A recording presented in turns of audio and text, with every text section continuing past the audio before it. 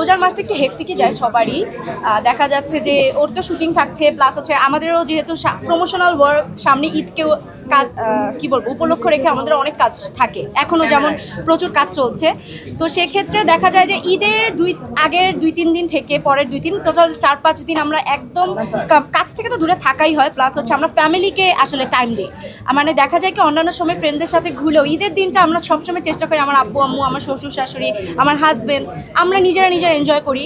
এক একজনের মানে আমার আম্মুর বাসায় যাই, আম্মুরা আসে, তারপর আমরা সবাই মিলে কোনো একটা প্ল্যানিং করি, ফ্যামিলি প্ল্যানিং, যে এখানে ঘুরতে যাব আমরা, ফ্যামিলি শুধু ট্যুর হবে। এই আলমগীর ভাইয়ের সাথে নীলা ভাইয়ের সাথে আপনি কোনো কাজ আসতেছে কিনা? না, আমি তো আসলে অ্যাক্টিং করি না, আমার কোনো কাজ আসবে না।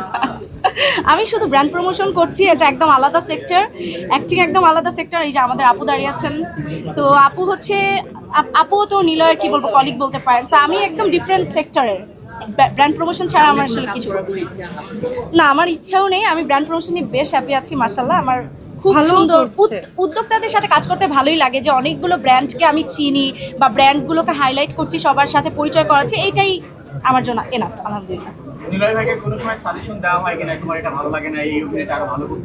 অবশ্যই, এটা তো অবশ্যই দেওয়া হয়। ও আমাকে ক্রিটিক, মানে সবচাইতে বেস্ট ক্রিটিক ও বলে। কেননা দেখা যায় যে শুধুমাত্র যে ভালো কাজ নিয়ে আমি প্রশংসা করি তা না, আমার যদি মনে হয় যে এই কাজটাতেই সমস্যা আছে বা এটা এরকম করলে আরও বেশি মানুষ পছন্দ করতো, এটা আমি সবসময় শেয়ার করি। আর মোটামুটি ওর সব নাটকে আমার দেখা হয় সবার আগে, সো ওই সুযোগটা আছে আমার। ঈদের দিন ভাইকে নিজের হাতে রান্না করে খাওয়ানো হয় কিনা?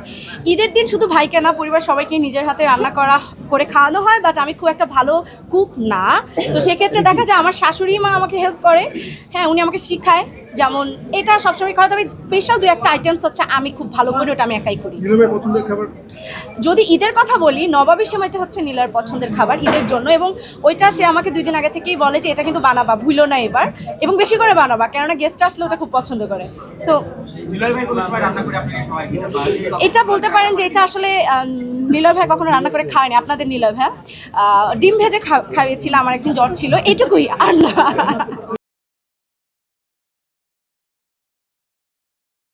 দেশ জুড়ে তোলপা ওয়ালটন ফ্রিজ কিনে হতে পারেন মিলেনিয়ার। এছাড়াও রয়েছে লক্ষ লক্ষ টাকার ক্যাশ ভাউচার সহ কোটি টাকার নিশ্চিত উপহার।